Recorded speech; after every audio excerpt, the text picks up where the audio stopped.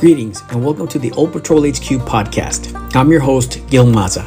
Today, we begin a series of podcasts outlining retired Deputy Patrol Agent in Charge and author J.J. Carrell's new book, Invaded: The Intentional Destruction of the American Immigration System.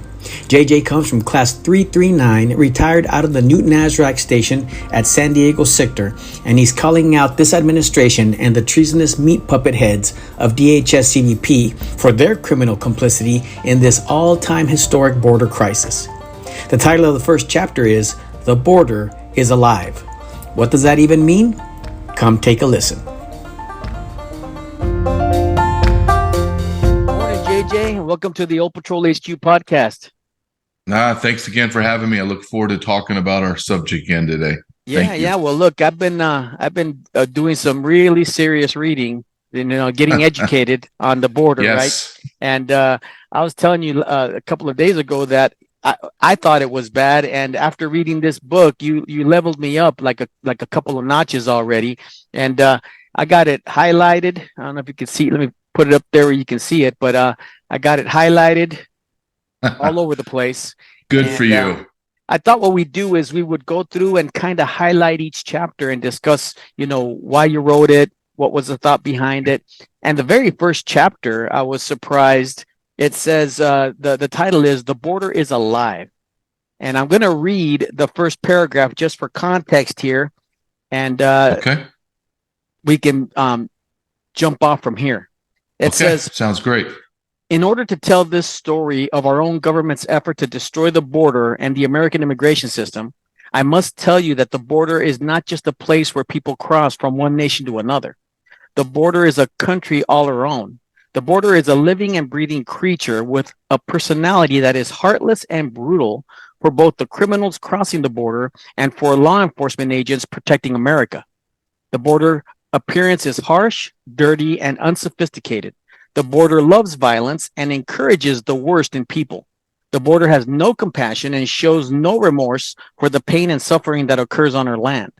The border tests the fears of the men and women that cross and challenges the Border Patrol agents to internalize their frustrations and feelings of betrayal into positive actions to secure America's borders. The border will punish everyone who stands on her. I learned very early on in my career that the border was not my friend, but a place to endure. So let's start from there. What gave you the idea to start out with this topic, the border is alive? Well, throughout my career, when people would find out that I was in the Border Patrol, they would out of curiosity, because the border and immigration is always in the news. It's always in the top three, depending on what's happening in the world, but it's always in the top three. And what I found is that no one had even the faintest clue of what the border was. Even people that lived in San Diego had no idea. Like it was just like a faraway place, almost like a mystical fantasy land that nobody wanted to go to. Maybe they saw it when they were teenagers and they crossed going to party down Tijuana. But nobody. All they had a perception was San Ysidro Port of Entry, right?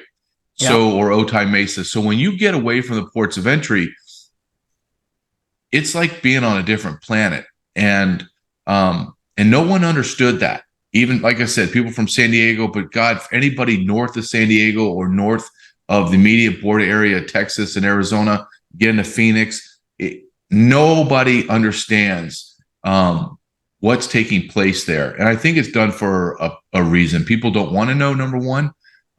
They want to think it's the only people that are crossing are the people that are doing your gardening and maybe a nanny or the people cleaning, busting your tables. As the Democrats like to keep reminding us, right?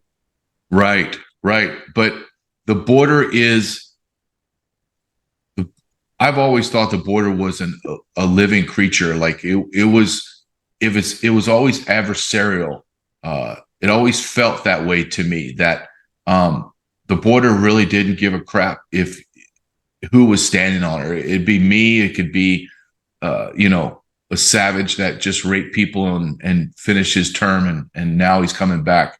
It didn't matter. It just didn't matter to her because that border hurt me many times, and I saw it hurt my fellow colleagues too. And it was unrelenting. The train is very violent and very rugged and unforgiving. And I'm talking about Imperial Beach, the deserts that I worked, El Centro, Calexico, in the cities, in the town.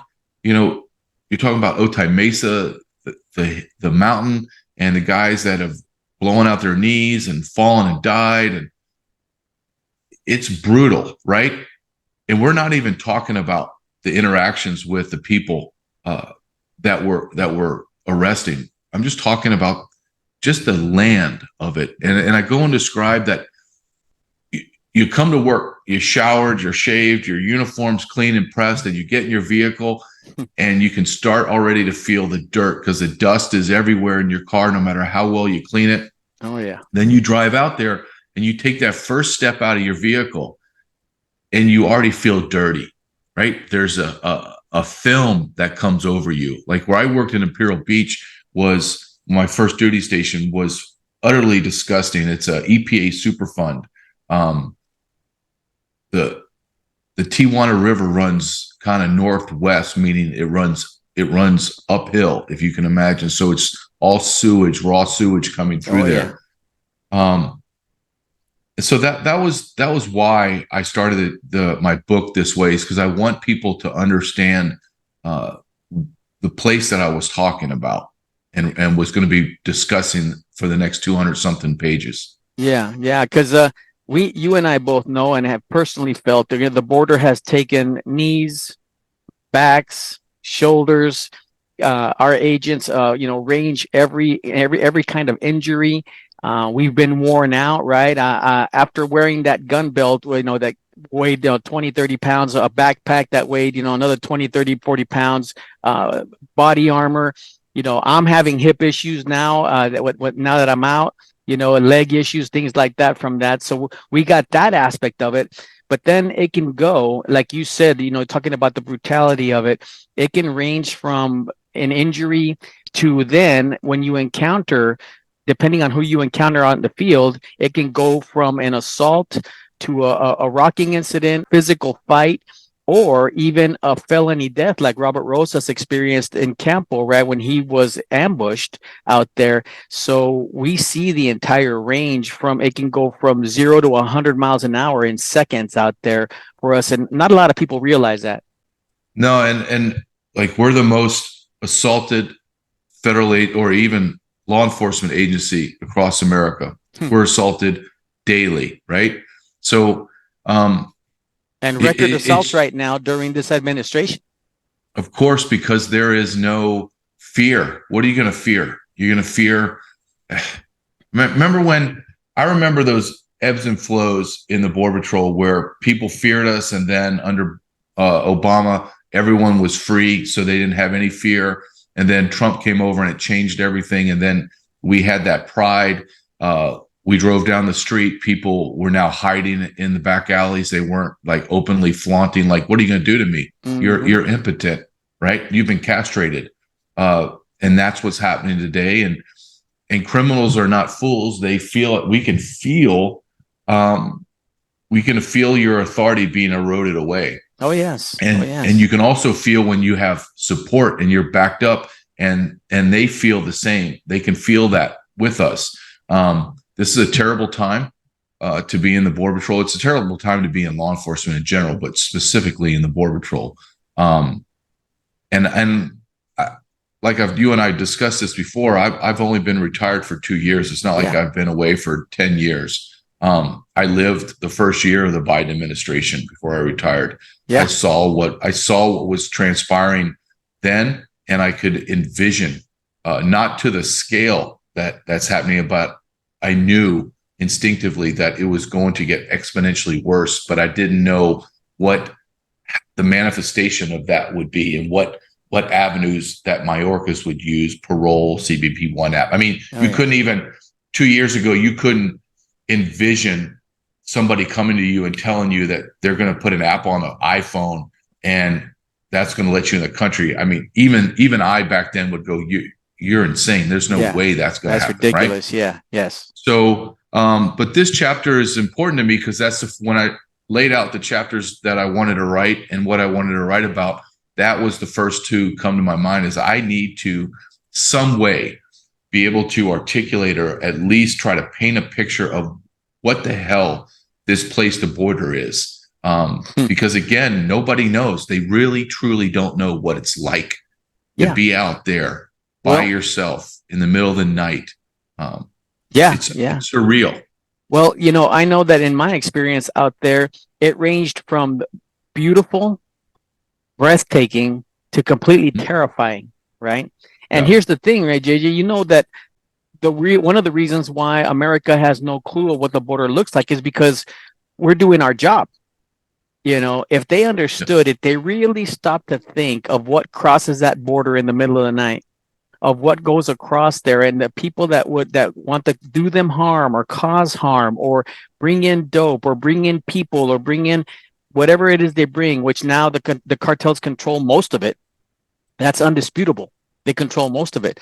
But because you and I were doing our jobs, and those dedicated men and women out there that are still trying to, with all their heart, to uphold their oath to the Constitution, their oath to America, to protect this country from enemies, both foreign and domestic. It seems like they're mostly domestic now, right? But because we're doing our job, yes, you could live in your bubble comfortably, not having to worry for a second. Doesn't matter what political affiliation you are, doesn't matter what color you are, none of that, because we're not only protecting this country for our family and our children, but we're also protecting it for your family and children, for everybody's families and children out there, right?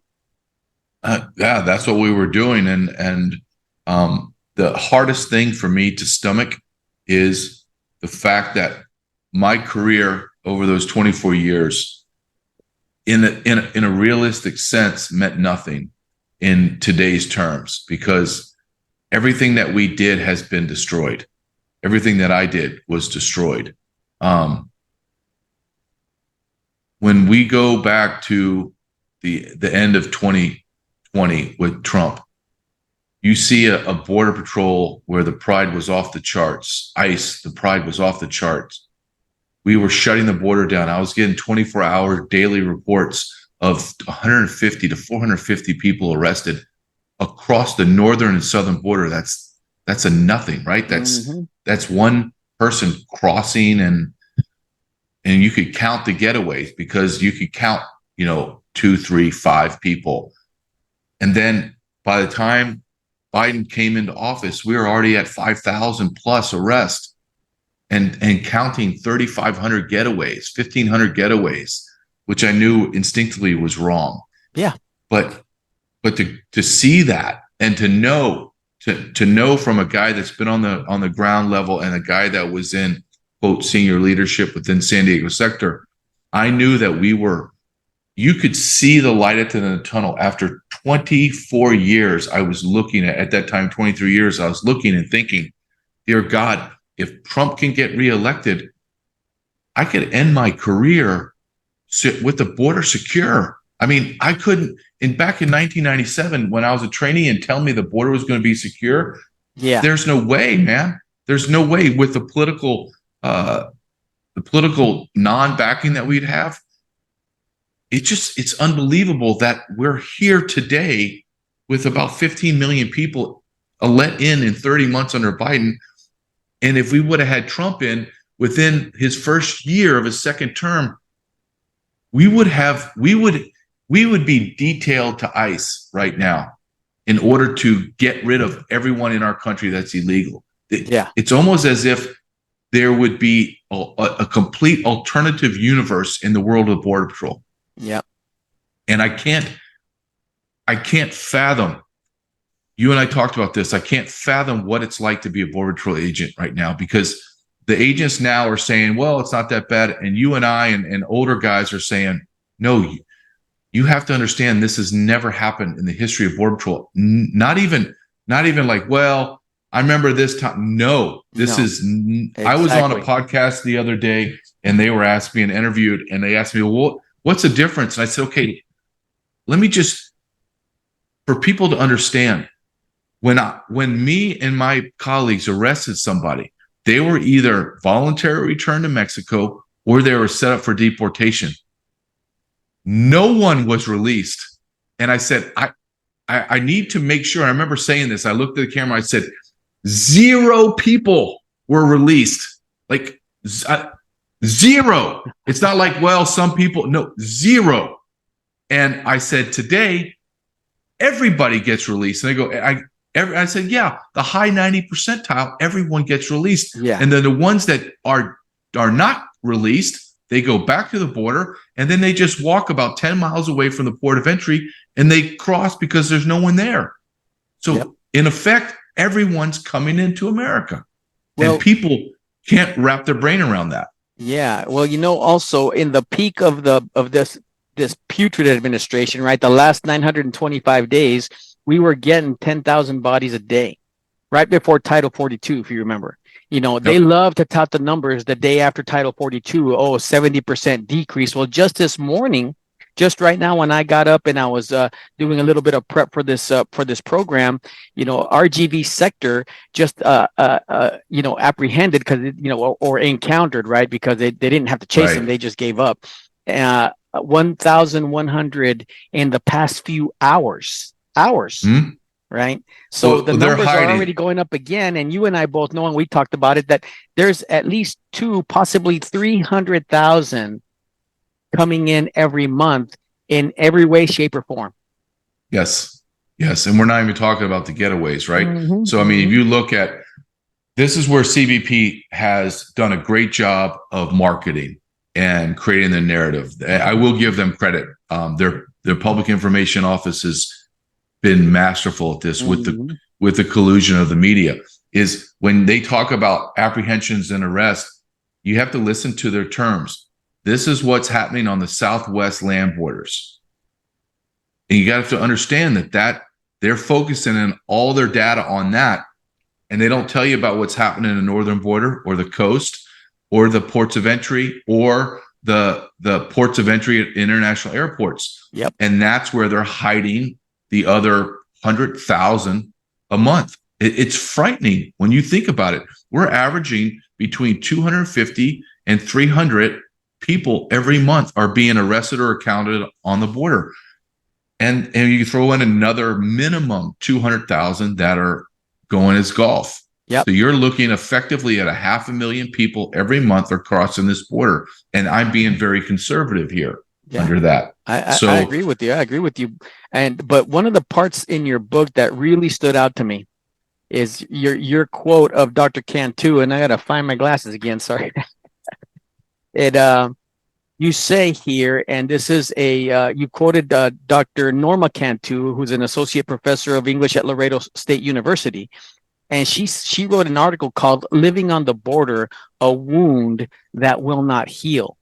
And I'll tell you that that really kind of put things into perspective for me when you describe the border as a wound. Talk a little bit about that.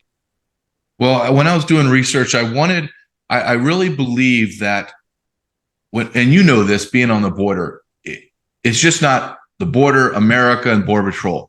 There's a lot more players, and there's people crossing, coming to work, and the border wait has an effect on their life and lifestyle that they have as they're coming over here legally to work. There's people that are crossing. There's people being abused on the other side. We all watched it, from the federales to the coyotes to everybody. And when you look at I wanted to at least be honest in the beginning of my book of, hey, there's other. I always look at the border like a board game. It's whatever, Monopoly, Life, chess, if you want. There's moving pieces on this board game. And to ignore the other side, I think, is arrogant, and it is foolish to say, well, who cares what they think? Well, it plays directly into how we should enforce the border, at least give us a cultural understanding of the other side, because to ignore the other side's feelings or beliefs is just to be ignorant. And I don't want to be ignorant. I want to know, okay, tell me Tell me what it feels like to be on the other side looking at us. And I came across this Dr. Cantu, and I read some of her articles and stuff, and I was like, like I put in the book, I'm sure me and Dr. Cantu probably don't agree on much, right? But I could be wrong. But I bet you we don't agree on many things. But I agree with her completely on her description of the border and from her perspective. Her perspective is, I hate to use that term, her truth, right? But Yeah. it is her truth in the way, not in a woke way, but this is how she sees the border and how people like her see the border. Just like you and I have a completely different perspective because we're on the border looking south, they're on the border looking north. And I thought she did a great job in this writing, or it's almost like a poem, where she talks about it's a wound, and it's like a gaping stab wound, and everybody is just trying to put a little neosporin on it, and let maybe a little bandage and change the gauze. But if anybody was truly honest, they would go, "Dear God, that's a gaping wound. That we need to go to surgery right now." But everyone's like, "It's okay. Let's just kind of get around it." And when she says it's a wound, I think if you look deeper into what she's saying is the people on both sides, be it Border Patrol agents, the people that are working, we are all being abused and we're being manipulated on this board game. And all the big powers to be, either be the cartels, Mexican government, corporations down south, and our government and corporations in the north, are just abusing people in our lives. And they're using us as puppets. So that's the connection I had to Miss Dr. Cantu. And I thought that was a very exact description of what the border is.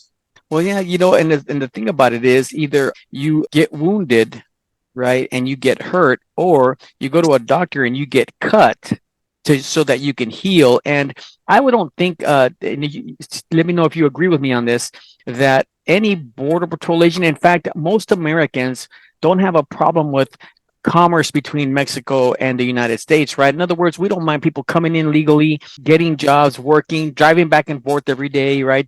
People live in Tijuana. In fact, American citizens live in Tijuana and drive into work to the United States every day. We have no problem with that. What we have a problem with, and what you and I are more acutely aware of, is that in the darkest recesses of the border, in fact, let me read this from your book, because this is another one that was pretty strong.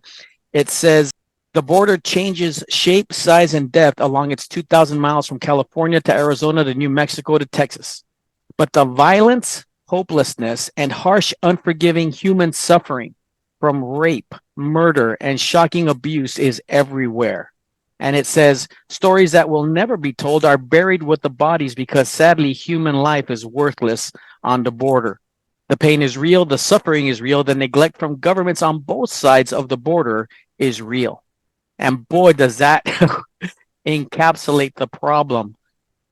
Well, do you agree with that, or do you think that's hyperbole? I absolutely 100% agree with it. And it's so funny because we watch movies like, one of my favorite movies of all time is Sicario. And you know what's funny is that my wife asks me every single time, based on my experience, can that happen? I'm like, what do you mean, can it happen? It's happening every day. Yes, it's happening. And that statement that the character, Benicio del Toro gives at the end to Emily Blunt is, go find yourself a small town where the rule of law still applies. Oh my man, boom, right? Boom, because isn't that the truth? Well, and when I wrote that, the border, my experience on the border, there were times of great success and incredible camaraderie and joy. I mean, joy. Oh, yes. Like you're making that big arrest and you track that group and you knock down this huge narcotic load on the coastline. There was an incredible sense of pride that I had in my life, in my career. But I also know, and I can remember as you and I are talking about this, the absolute feeling of utter hopelessness There was human life had no value. Mm-hmm. And I will say this, and I take no joy in saying this. There were times where I was so desensitized from it all. I just didn't care, right? Okay, I need to get you sacked up. I got to zip tie you, and I got to get transport here as fast as I can because I got another group that just banged off another sensor a mile away, and there's only one other dude out here today. So let's get rolling. And the oficials and the por favors, that meant nothing to me. I just didn't care because I had a job I had to do. I was so used to being lied to by the people I arrested that I never trusted them. Yep. To my own government, I never trusted them. I mean, they're just for example, this is documented truth that the upper brass in San Diego sector and Imperial Beach in the late 90s, early 2000s were turning off sensors at 10 o'clock at night to 6 o'clock in the morning, the northern sensors. So I remember finding it out and knowing it was true and thinking, motherfucker, are you kidding me? That I need that sensor to bang off. So you're telling me that I track a group for weeks and months before I knew this, and then I would go a different way, but they were going through the place I knew they were, and they were banging off sensors, and you weren't reporting them? But that's anecdotal to the bigger picture of what we're doing. And I find the border to be a hopeless place. And when I hope it came across in the book that it's hopeless, not in the sense, solely in the sense that the lives of these people coming across, I'm looking at them and I'm thinking, Mother God Almighty, this guy's got $1 in his pocket. He's got no change of clothes. Like, I'm going to go home and take a shower. This guy's going to live in this filth for at least another week before he gets across. And then he's got to find a place. Yeah. How's he going to eat? He's got to go to a homeless shelter. The best life that this guy is ever going to have is my worst day, right? So that's what I mean, hopelessness for them. But then another aspect of hopelessness was me arresting somebody or a group of people and knowing that more people were coming and knowing that we were doing nothing proactive. We had a landing mat fence from Vietnam era that was pieced together horizontally to form a ladder. There was never any foresight or vision in the United States Border Patrol to say, okay, everybody stop. Let's figure this out. Like, how do we stop this? Instead, we were always chasing our tail, duct taping our bumpers to our cars, putting red tape on the broken back lights, windshield wipers that didn't work. Yeah. Vehicles that had holes in the floor. We were so when you talk about the hopelessness and the feeling of desperation of the illegal aliens coming across, I think there were times, and I could be wrong, but for me, I felt that same desperation of feeling, God, is anybody seeing what I'm seeing? I feel so removed from reality. Like, am I the guy? Am I that squeaky wheel? Or am I that guy that's just pointing out the obvious? And I'm off base. And then throughout my career, I was like, no, I didn't have all the answers, but I knew what we were doing was wrong. And it didn't make sense, but we kept doing the same damn thing. And that's where I try to hope to get across the hopelessness, but the absolute violence on the border, the way people are treated on the border, just our interactions. Yeah. It's a filthy, disgusting place that for many times I loved it, but at many times I just drove home at the end of shift just thinking, what in the hell am I doing? Well, the humanity doesn't get lost on us, right? And if you really have to stop and think about it, it can overwhelm you. It can overwhelm you. We used to carry in our tricky bags, we'd carry candy, we'd carry stuffed animals because we'd come across children, or we'd have to have extra supplies because we'd end up catching a group after 8-9 hours out in the middle of nowhere who got abandoned by their smuggler. And if we're not the ones looking for them, nobody's looking for them. Nobody even knows they're out there unless we're chasing them. But you write in your book here, it says fighting for your life is frightening and unnerving, but at the same time exhilarating. A true normal in the Border Patrol is the extreme threat of violence and how you react to it. Right? We got used to that threat, didn't we? I mean, we're actually, the thrill of the hunt, cutting a group and chasing it for hours and then finding them. That was like, there was no other feeling like it. No, and there wasn't. And then knowing as you got closer and closer to that group, or as I watch a panga come in off the coastline, yeah, I knew that, okay, this could go clean and I'll sack them up and it'll be exhilarating. But the probability is I'm going to get in a fight. Yeah. And that was even more exhilarating, right? So it's almost as if you were like, okay, all right, let's see who's got some balls today. Who wants to challenge me, right? Yeah.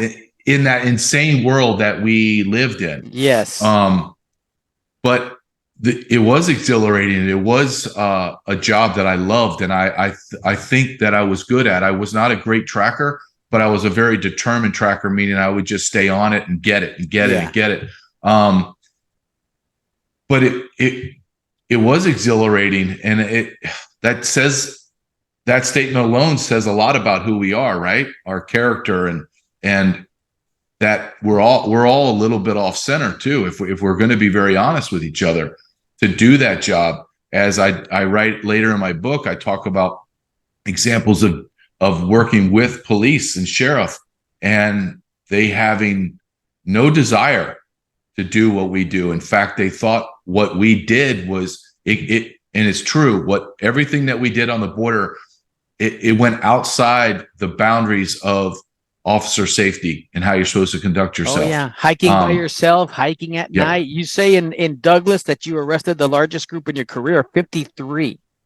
Yep. 53, right? And all by yourself. So it's like, that's stuff that makes you, anybody in their right mind would say, why would you go out by yourself for hours where the nearest backup is hours away, and you encounter 53 people who could easily overpower you if they wanted to?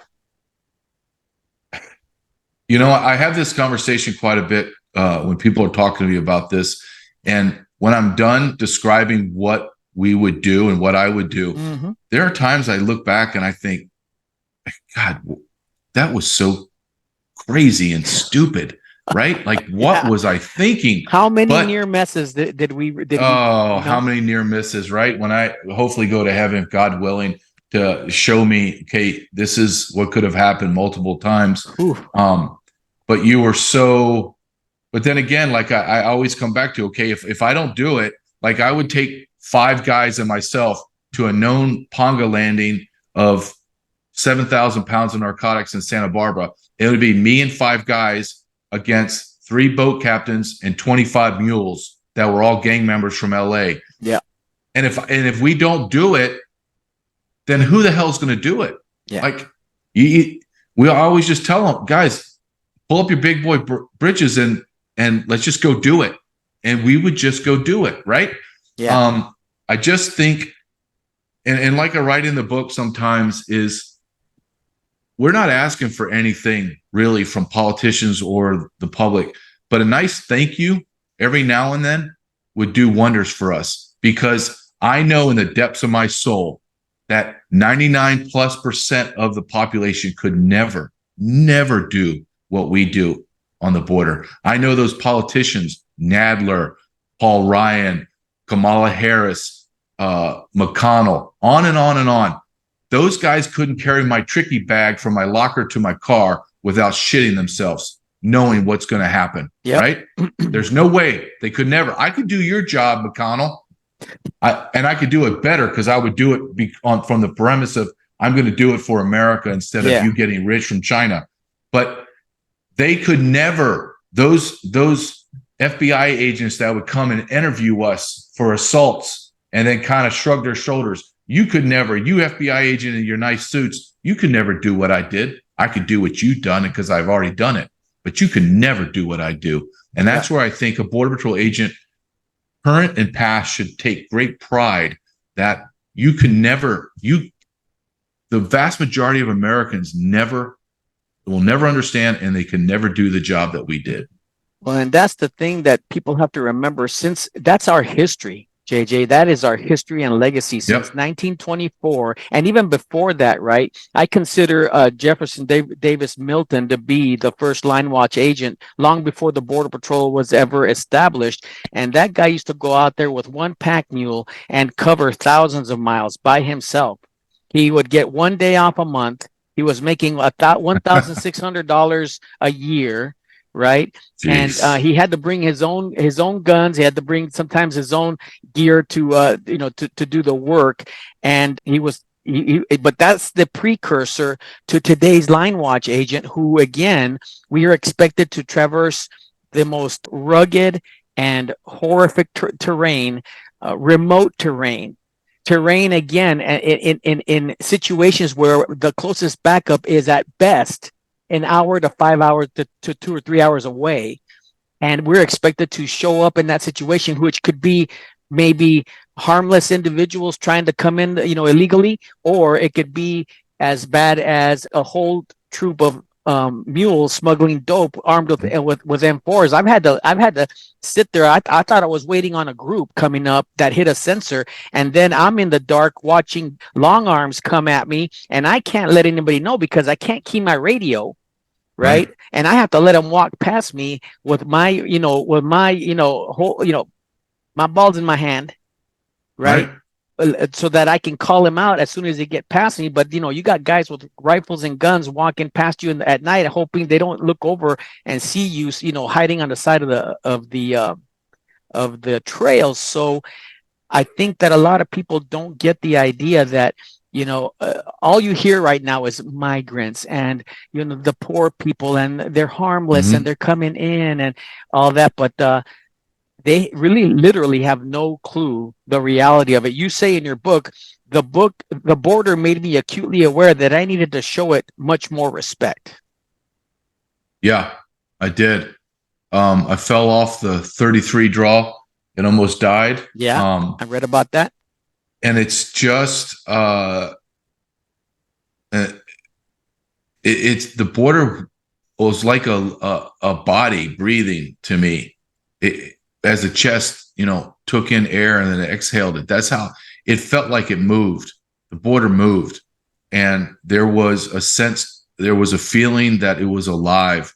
And in a strange way, when I say pay it respect, I always felt like I needed to look around.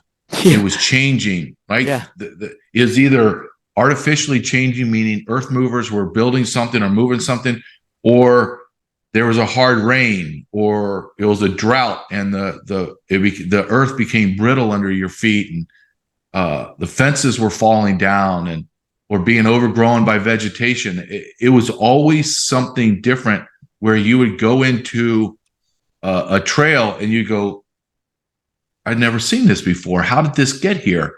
And it changed, it morphed itself, but it was unforgiving. It didn't that 33 draw didn't give a crap about me being an agent, or the last guy that was illegal alien went flying off the edge of it and almost died himself. It didn't care. And that's the point I wanted to get across in this chapter, is that this is on this board game, the border it's a big piece of this board game. It's not just some random piece that just stands there to look pretty. It's a big player, if not the biggest player. Absolutely. And we'll wrap up with this. In at the end of the first chapter, it says, when you watch talking heads on cable news, read academic articles, or listen to people discuss border issues who have never set foot on that filthy and agitated piece of land, remember that the border is a place void of humanity. It is a place where suffering is expected and hope does not exist, where corruption and evil reigns. It is, as Dr. Cantu described, a wound. Sadly for the patrol, it's also a place where the souls of agents that took their own lives rest. And then you finish this is the very last sentence of this chapter. It says, sometimes I wonder what it says about me that I thrived in that world. Yeah. And close us off with your thoughts about that. I think about that border, and I think about that filthy AMSOD field north of the sewage treatment plant that Robert Malgiri took his life. He was a supervisor, killed himself in that field, and that his soul hopefully is not hanging there. It's in heaven, but he left his body there, and guys left pieces of their bodies on that border. And I believe that we're being so grossly disrespected by our president and our past presidents and politicians that are call us Nazis, and we use Nazi tactics, and we enforce Nazi laws and racist laws. We're vilified, and that plays a significant. You either get hard like you and I do, and we don't care and we fight back, or over a 20-year career being told you're filthy and vile and a racist. I believe it takes a toll on you mentally. Yeah. And some men and some women can't take it, and they resort to killing themselves, or they feel as if, okay, maybe they're right. Maybe I wasted my life, and what am I doing? And yeah, it's a difficult time to be in law enforcement, particularly in the Border Patrol. But I found that I thrived in that environment. And I don't think that is completely 100% positive about who I am, right? If I'm honest, I have to say that there are times where if you watched me do my job, I think that there would be such a sliver of light between me and the savage of who's the good guy and who's the bad guy. But I am never going to apologize for how or what I became on that border, because I became who I became, and the actions I took were because of the savages that I arrested on that filthy border. Those drug pushers, those rapists and murderers, they forced me to behave a certain way. And in that, I resent them, and because I know that it changed a little bit of who I am. Yeah. I'm not the same guy that I came in 1997. That's obvious to me. You're still pretty though. That's all that matters. I got enough work done in California before I left, and I will go back for more as I get older. But thank you for noticing that. I appreciate it. But Border Patrol agents, Gil, let me just say this: is Border Patrol agents should take great pride in wearing that uniform and what they do and what they're asked to do. Even in today's insane world, be proud about what you're doing. It will change. I'm praying and hoping that this will change in the next election administration. God willing, yes. God willing. So we've been talking about the book Invaded.